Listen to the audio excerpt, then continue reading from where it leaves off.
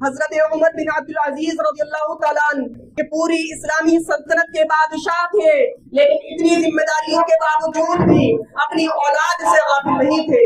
خود کو اتنا وقت نہ تھا کہ اپنی اولاد کی تربیت کر سکے، تو حضرت عمر بن عبد العزیز رضی اللہ تعالیٰ عنہ نے اپنی اولاد کو ایک نیک استاد کے سپرد کر دیا۔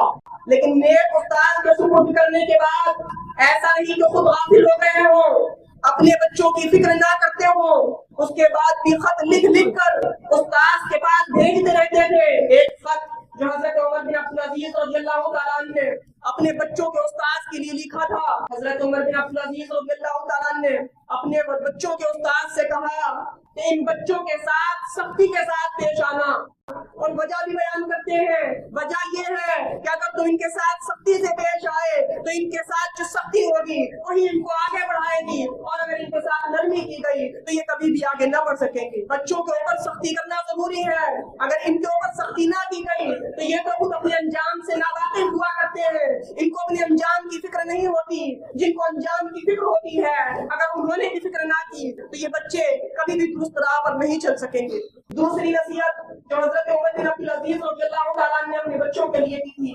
وہ یہ کی تھی کہ میرے ان بچوں کے لیے جو سب سے پہلا تمہارا درس ہو وہ یہ ہونا چاہیے کہ ان بچوں کے دل میں کھیل کود سے نفرت پیدا ہو جائے۔ کھیل کود جو ہوا کرتا ہے اس کا آغاز اور اس کی ابتدا، اس کی شروعات شیطان سے ہوا کرتی ہے، اور اس کا انجام اللہ رب العالمین کی ناراضگی ہوا کرتا ہے۔